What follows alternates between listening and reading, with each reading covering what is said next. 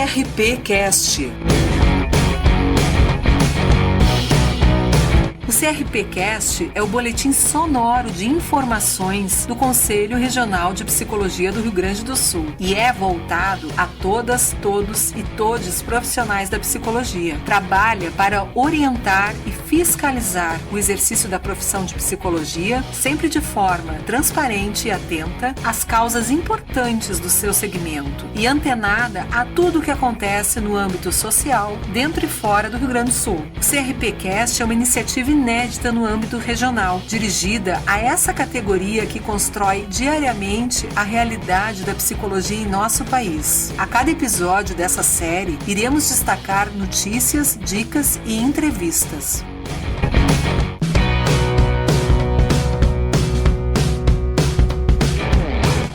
Bem-vindas, bem-vindos e bem-vindes. Eu sou Leocádia Costa e apresento a vocês o 23º episódio do CRP Cast. Neste episódio, contamos com a participação das psicólogas Doris Rabelo e Ana Paula Lourenço, da psicóloga fiscal Antonieta Lopes Bride e da assessora jurídica do Conselho, Luciane Toss. A conselheira Cristina Schwartz media a roda de conversa e a conselheira Luciana Fossi colabora nas locuções.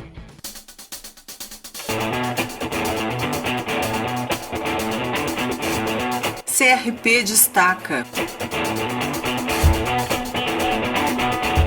Olá, tudo bem? Eu sou a conselheira Luciana Fossi e nessa edição do CRP Destaca, vamos reforçar o posicionamento do Conselho Regional de Psicologia sobre as comunidades terapêuticas. Diante do incêndio no Centro de Tratamento e Apoio a Dependentes Químicos de Carazinho, no norte do Rio Grande do Sul, na noite de 23 de junho, que deixou 11 pessoas mortas, o CRPRS se manifestou, reforçando seu posicionamento de preocupação com relação às condições oferecidas por esse tipo de instituição. O Conselho repudia o crescente investimento público neste formato de atendimento às pessoas que fazem uso de substâncias psicoativas, álcool e outras drogas. Inspeções realizadas pelo Sistema Conselhos de Psicologia a comunidades terapêuticas nos últimos anos revelaram graves violações de direitos, tratamento cruel, desumano e degradante, assim como indícios de tortura a pacientes com transtornos mentais. Essas instituições seguem, em muitos casos, uma lógica manicomial, com um modelo de internação que segrega e não respeita individualidades. O CRPRS acredita na ampliação da rede de cuidados com a implementação dos equipamentos preconizados em lei e a fiscalização do uso de verbas públicas em projetos criados pelas equipes que atuam no atendimento direto aos cidadãos, como as estruturas já existentes no Sistema Único de Saúde brasileiro, balizados pela exitosa estratégia de redução de danos através dos CAPs, Centros de Atenção Psicossocial, consultórios de rua, aumento do número de leitos hospitalares, além do fortalecimento da atenção básica.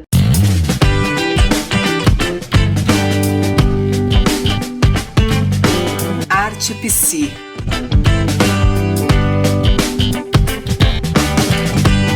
As dicas do Arte Psi desta edição são de obras baseadas em memórias de duas mulheres que sofreram diferentes tipos de violência. A primeira dica é do livro Fragmentos de Memórias Malditas, Invenção de Si e de Mundos, escrito pela psicóloga, historiadora e professora adjunta aposentada de psicologia da Universidade Federal Fluminense, Cecília Coimbra. Cecília participou da fundação e hoje integra a direção do grupo Tortura Nunca Mais, do Rio de Janeiro. A obra, lançada pela editora N1, é baseada no depoimento da autora às Comissões Nacional e Estadual da Verdade e inspirado em sua tese de doutorado, publicada em livro sob o título de Guardiães de Ordem, uma viagem pelas práticas psis no Brasil do Milagre. Cecília dedicou boa parte de sua vida a defender o direito à verdade, à justiça e à dignidade humana, e afirma que falar das memórias malditas e perigosas dos vencidos é ainda doloroso e muito difícil, mas cada vez mais absolutamente necessário. O segundo livro que trago como dica é O Acontecimento, de Annie Ernaux, uma autobiografia que narra um abortamento e a violência obstétrica pós-aborto sofridos pela autora. A publicação foi lançada neste ano pela editora Fósforo e também ganhou uma versão audiovisual que estreou nos cinemas no Brasil em julho. A história se passa na França de 1963, ainda quando o aborto era ilegal naquele país. Annie era uma estudante com um futuro promissor e, quando descobre que está grávida, imediatamente insiste na interrupção, mas seu médico avisa sobre as leis implacáveis contra procurar ou ajudar abortos e suas tentativas de chegar a seus amigos mais próximos são rejeitadas. Sem apoio, ela inicia uma busca desesperada por qualquer meio possível de interromper a gravidez na esperança de recuperar seu futuro. O longa detalha direta e graficamente não apenas os perigos e indignidades da busca angustiante da personagem, mas também como a indiferença ao redor aumenta sua situação, imergindo-nos na certeza de que o fracasso em interromper esta gravidez certamente seria o fim de sua vida também.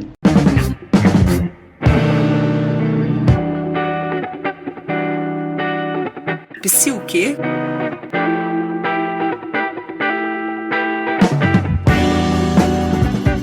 Você já ouviu falar em idadismo ou ageísmo? É o preconceito ou discriminação contra as pessoas por conta de sua idade. O idadismo colabora para a segregação da população idosa e está ligado aos padrões sociais construídos na sociedade. Convidamos a psicóloga mestra em gerontologia pela Universidade Estadual de Campinas, Doris Rabelo, que é experiente na área de psicologia do envelhecimento e coordena o grupo de trabalho Psicologia, Envelhecimento e Velhice do CRP da Bahia, e nos explica um pouco mais sobre esse conceito. Olá, ouvintes do CRP Cast. Hoje nós vamos falar um pouco sobre ageísmo ou idadismo. Afinal, o que é esse ageísmo, idadismo ou etarismo e qual que é a diferença dele com outros termos como gerontofobia ou velhofobia? Bom, ageísmo, idadismo ou etarismo são variações de tradução do mesmo conceito e se referem a estereótipos negativos ou positivos, preconceito e ou discriminação contra pessoas fundamentadas em sua idade cronológica. Isso quer dizer que pessoas de diversas categorias etárias podem sofrer com idadismo, por exemplo, as crianças ou os adolescentes. Já os termos velhismo, gerontofobia e velhofobia se referem especificamente ao grupo etário idoso. Independente do termo, o grupo mais afetado por esses preconceitos e o que mais sofre com a discriminação são as pessoas idosas. O idadismo, ele surge quando a idade é usada para categorizar e dividir as pessoas por atributos que causam danos, desvantagens ou injustiças e minam a solidariedade intergeracional. O idadismo, ele refere-se a como pensamos, ou seja, os estereótipos, sentimos, ou seja, os preconceitos, e agimos, ou seja, a discriminação em relação à idade, ao envelhecimento e à velhice.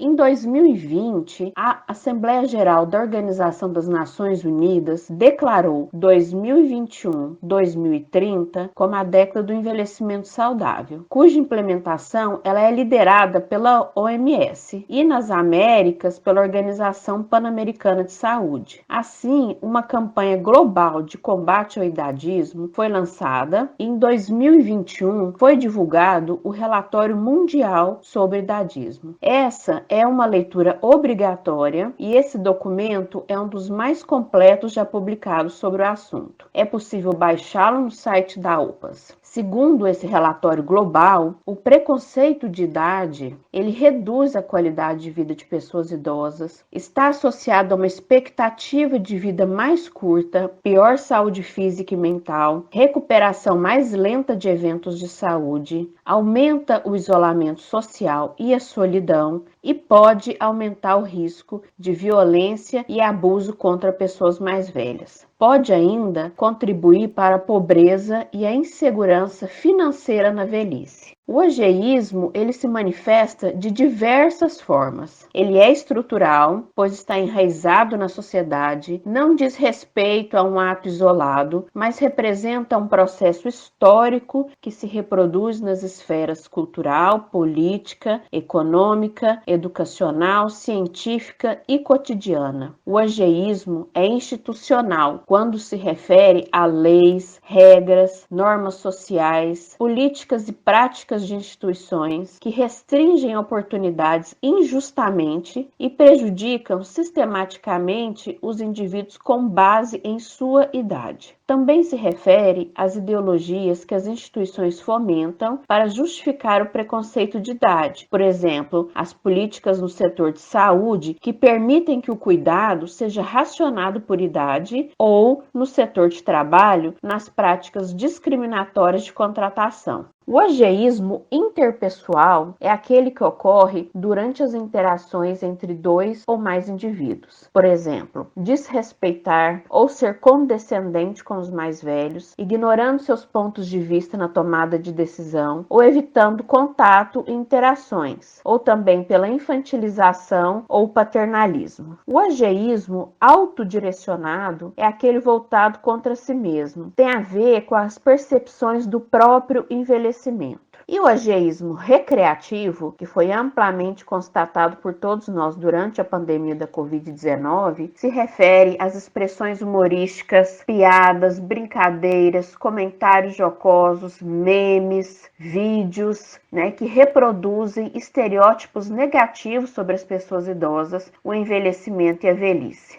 O ageísmo nunca anda sozinho e ele é vivenciado no cotidiano atrelado com capacitismo, com racismo, com sexismo e com LGBTfobia. É preciso, então, aumentar a conscientização social sobre os efeitos prejudiciais do ageísmo e de que podemos e devemos desafiá-lo e preveni-lo. No campo da psicologia, a ausência de reflexões e debates sobre o idadismo, sobre o próprio processo de envelhecimento e a velhice, refletem práticas profissionais inadequadas nos diversos âmbitos psi, promovendo a proliferação e a manutenção da estigmatização e violência contra pessoas idosas, em lugar de promover saúde mental. Especificamente, como o idadismo pode afetar a prática profissional de psicólogas e psicólogos, eu recomendo a leitura da Cartilha sobre Ageísmo e a Prática Profissional do Psicólogo, do CRP 03. Pode ser baixado no site do CRP03. Ele foi elaborado pelo GT Psicologia, Envelhecimento e Velhice e oferece diversos exemplos de como pode ocorrer o ageísmo na prática profissional e formas de combater o ageísmo. Também é possível assistir no YouTube do CRP03 a live que foi realizada conjuntamente com a Comissão do Núcleo de Envelhecimento do CRP São Paulo, subsede Campinas, com o título Ageísmo.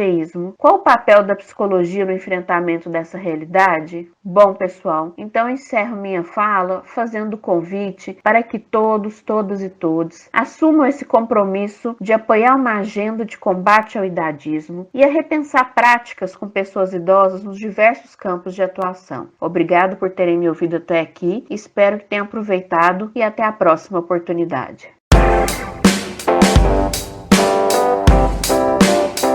Roda de conversa.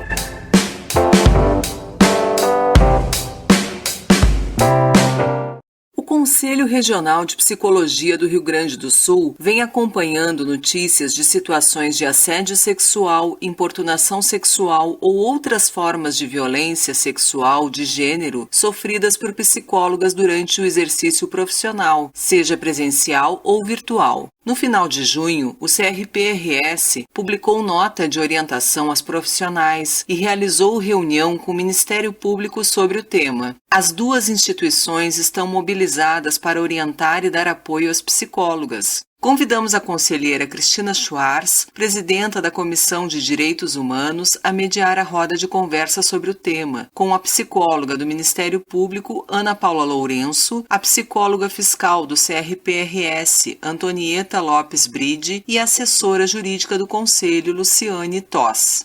Olá, eu sou a Cristina Schwartz, sou presidenta da Comissão de Direitos Humanos do CRPRS, na atual gestão Frente em Defesa da Psicologia, e estou aqui para a gente poder conversar um pouco sobre esse assunto que está muito na ordem do dia, né, por conta de muitas notícias que vêm sendo veiculadas sobre psicólogas que vêm sendo vítimas de violência sexual no seu exercício profissional. E então a gente está aqui para conversar com a Luciane Toss, com a Antonieta Bride e com a Ana Schmidt sobre isso, né, que vem sendo também algo sobre o qual a gente se debruçou, produzir uma nota técnica para orientar a categoria sobre isso, né, e vem atuando também em conjunto com o Ministério Público Estadual, né, e sobre isso que a gente vai conversar um pouco hoje, então. E para a gente poder começar essa conversa, né, partindo de uma questão bem introdutória, assim, para a gente entender um pouco da base desse problema, queria chamar a Luciane Toss para conversar um pouco com a gente. Oi, Lu. Queria te perguntar, Lu, nesse contexto, que situações que são essas que a gente tem chamado de violência sexual nessa nota técnica que a gente publicou, né, que são essas situações que têm aparecido nesses vários casos que vêm sendo reportados. Olá a todas, todos e todes. Obrigado pelo convite,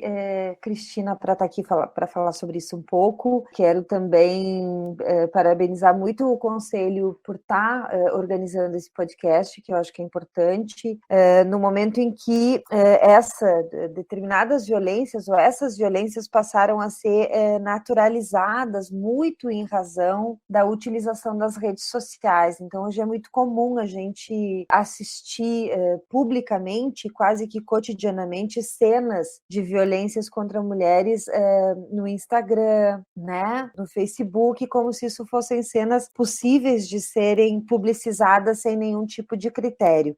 E aí entra o que eu acho que é mais grave na questão dos assédios e das violências contra as mulheres, e aqui, claro, a gente está falando de todas as pessoas profissionais da psicologia aqui, todas nós sabemos que a grande incidência de violência sexual se dá com profissionais mulheres, né? Então a gente vai ter aqui variadas condutas que podem configurar esse tipo de violência e que podem configurar ou assédio ou importunação sexual, que não necessariamente precisem de contato físico. Aí entra também a questão dos atendimentos virtuais, né? Dos atendimentos remotos. Então a prática pode ser explícita, ela pode ser sutil, ela pode ter contato físico, pode não ter contato físico, pode ser uma violência verbal, ela pode ser por expressões faladas, pode ser por escrito, pode ser por gestos, por imagens, né? Pode ser enviada por e-mail, pode ser comentários nas redes sociais, enfim, todas as formas de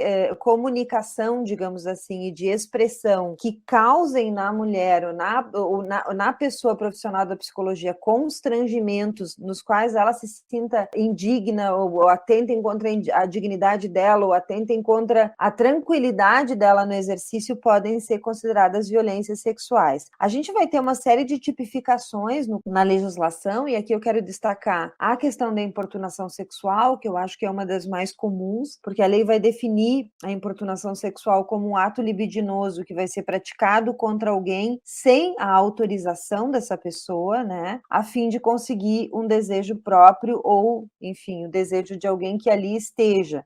E eu vou ser muito, muito clara em relação a questões que nós recebemos, nós, Conselho Regional de Psicologia do Rio Grande do Sul, em relação a atendimentos remotos, onde, por exemplo, as pessoas que estavam sendo atendidas se masturbavam durante essas consultas. Então, isso é um claro ato de importunação sexual, isso está tipificado no Código Penal e é passível de penalização, né? Divulgar cenas, por exemplo, que é o que a gente chama muito de pornografia de vingança, ou divulgar cenas em que essa pessoa grava esse atendimento e depois pega esse atendimento e joga isso nas redes sociais, né? Então, isso também é uma forma de agressão, isso também está previsto no Código, e isso também não pode ser aceito pelos e pelas profissionais que passam por esse processo. A gente vai ter, como eu disse, várias formas de tipificar a violência sexual no Código Penal, né? E na Organização Internacional do Trabalho, e eu sempre prefiro essas definições da Organização Internacional do Trabalho, porque elas são mais abertas, né, no sentido de, abertas de que maneira? No sentido de considerar não só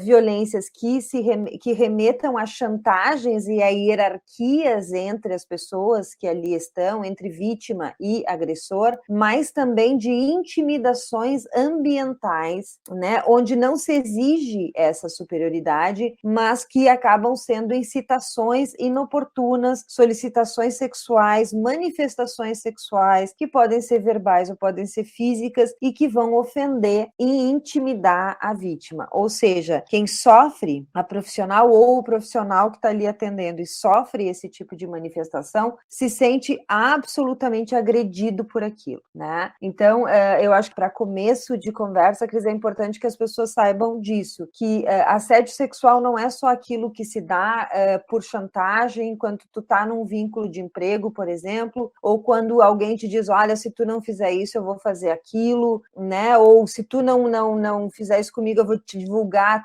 a tua vida toda nas redes. Não precisa nada disso. Se a pessoa tá ali na tua frente, ela toca em ti, ou ela fala palavras em tons sexuais e tal, para satisfazer o seu próprio desejo, e isso é uma agressão, uma violência contra o profissional, a profissional que está atendendo, isso pode ser classificado ou como uma importunação sexual ou como um assédio sexual. Acho que para começo de conversa para bate-bola a gente já tá bem assim de informação. Importante, Luiz, o que tu está trazendo, porque além de introdutório é muito completo, né? E acho que é importante a gente frisar, né, o quão complexo é o fenômeno da violência, né, da violência de gênero, o quão complexo dentro disso é a violência sexual, o quão ramificadas são as formas em que ela pode se dar. E agora eu queria chamar aqui para a nossa roda a Antonieta Bride, nossa psicóloga fiscal do CRPRS, que está responsável por, no momento em que psicólogos contatam o conselho para orientações sobre esse tema, ela tem sido, né, a fiscal responsável por direcionar esses encaminhamentos e orientações. Então, Antonieta, obrigada por estar participando, e eu queria pedir para que tu possas explicar, então, para a categoria, o que a psicóloga deve fazer diante de uma situação, né, de assédio ou violência sexual que ela sofra no exercício do trabalho. Olá a todas, todos e todes.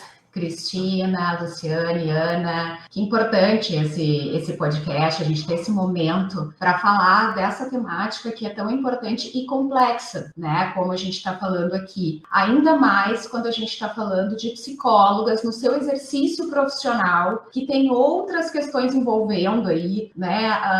O seu trabalho, essa sua relação terapêutica com a pessoa atendida, e vão se sentir, às vezes, vítimas e ter a intenção de proteger essa pessoa que está sendo atendida no primeiro momento e acabam se vulnerabilizando ainda mais enquanto mulheres, enquanto profissionais, né? Então, a gente está falando de algo que está para além de um código de ética, né?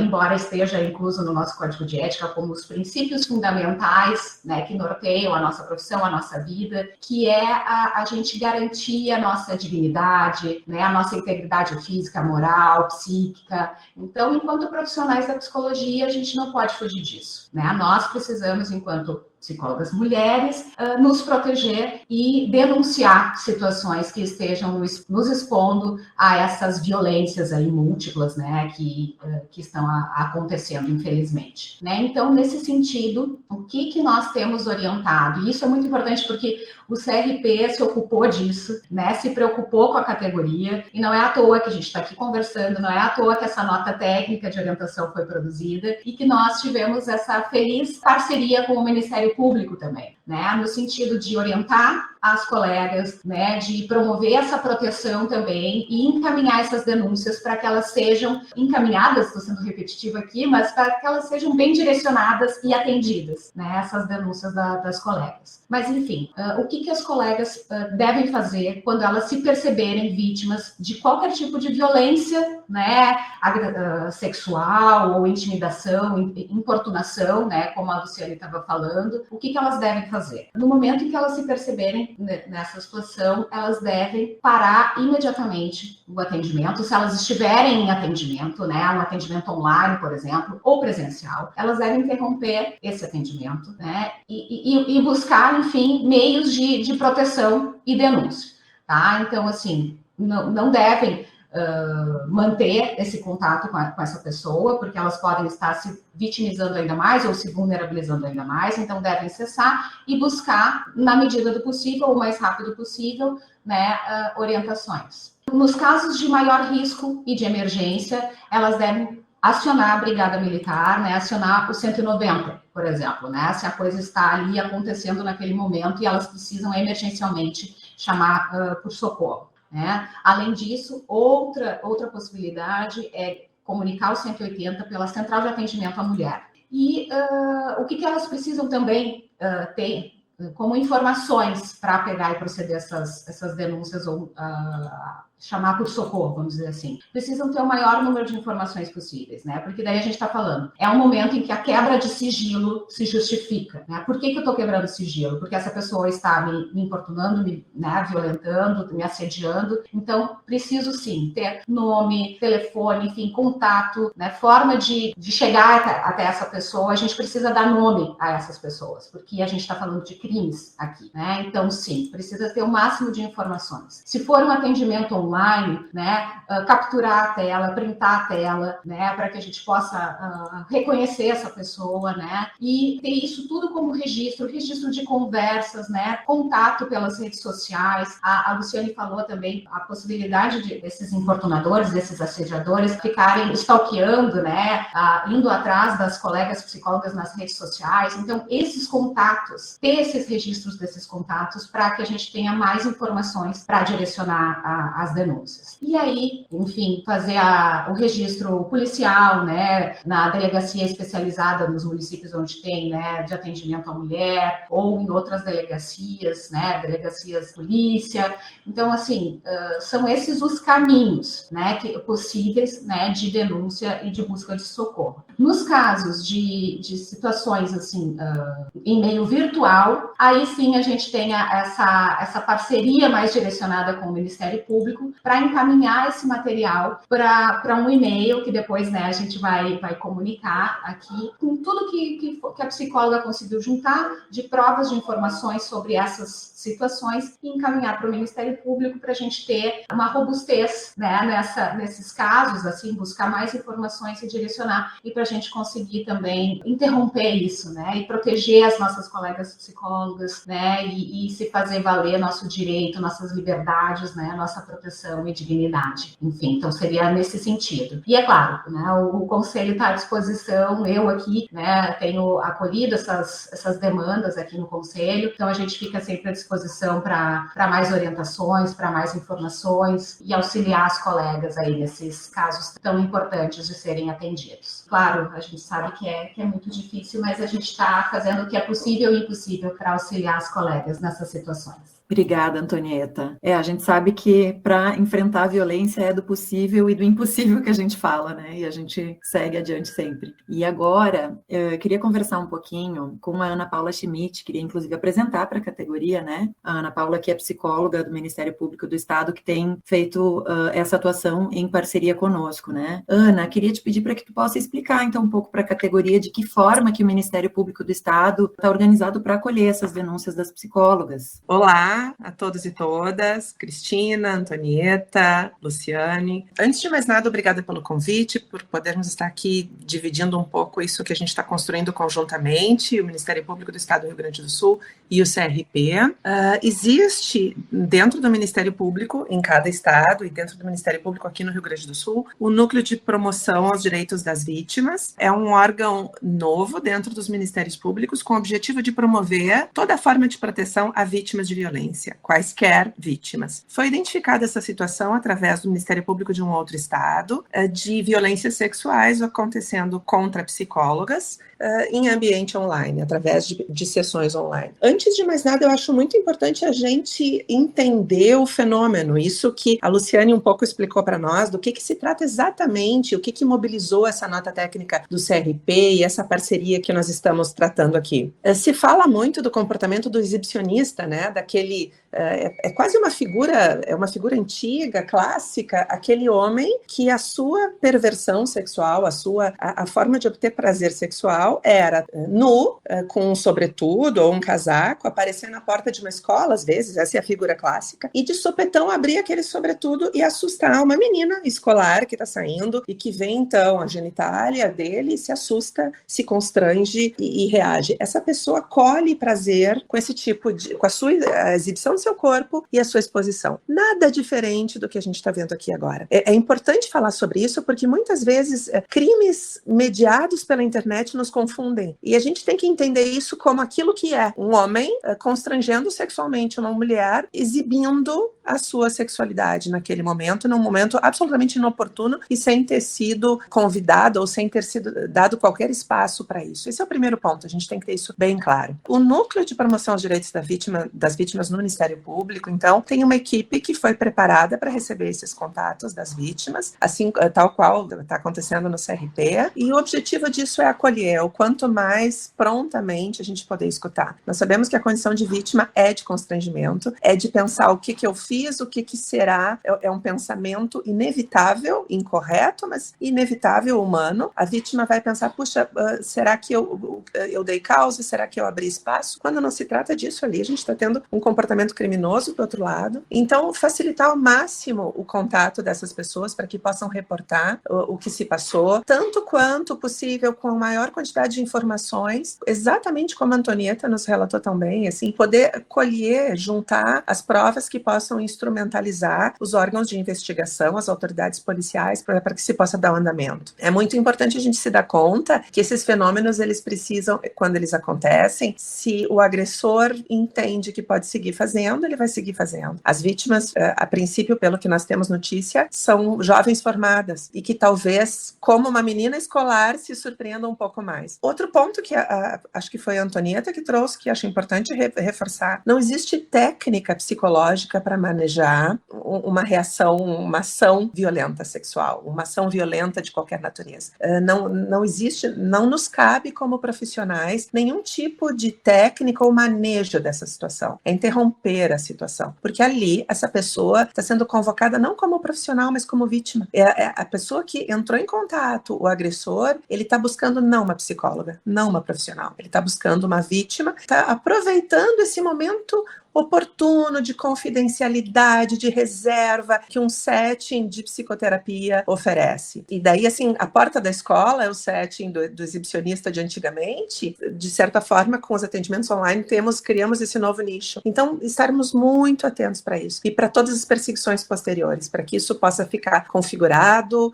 registrado, para poder se encaminhar. Isso mesmo, Ana Paula. E eu vou deixar registrado aqui, né, o e-mail para o qual as psicólogas e psicólogos podem se reportar, né, no contato com o MP. Então, vítimas@mprs.mp.br. Isso mesmo, perfeito. E deixando registrado aqui que a nota técnica, né, onde constam todas as informações que nós debatemos aqui hoje, ela está no site do CRPRS, né, e a divulgação, então, desse contato do MP também. E para fechar, então, esse nosso debate, quero agradecer muito a participação de vocês, Luciane, Antonieta, Ana, além de agradecer institucionalmente, né, a parceria do MPRS conosco e reforçar o que já foi dito aqui, né, que nós, enquanto psicólogas e psicólogos, temos, pelo nosso código de ética, pelo nosso compromisso ético-político, comprometimento com o enfrentamento de todas as formas de violência, dentre elas a violência de gênero, né? Nós lutamos, né, no nosso cotidiano profissional para enfrentar, para combater e para enfrentar todos os condicionantes dessas formas de violência, e isso inclui também nos reconhecermos em muitas situações como alvo dessa violência e também enfrentarmos essa situação. Então, quero agradecer também a todas e todos, né, a oitiva de vocês aqui, o interesse por esse assunto, e contem com o CRP e também com o MP nessa luta. Obrigada!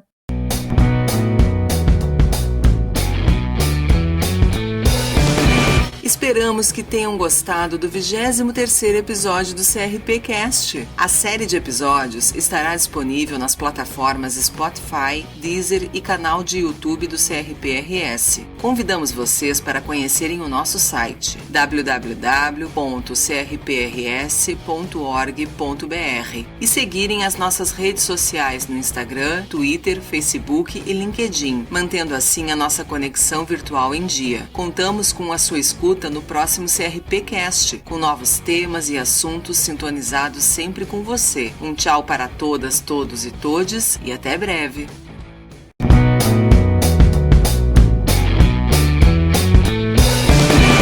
Esse foi o CRPcast, uma iniciativa pioneira criada pelo Conselho Regional de Psicologia do Rio Grande do Sul, voltada a todas, todos e todes os profissionais da psicologia. O podcast tem a produção da Mirai e a participação de convidados comprometidos com a coletividade, propondo ações para consolidar o acesso à psicologia na sociedade brasileira.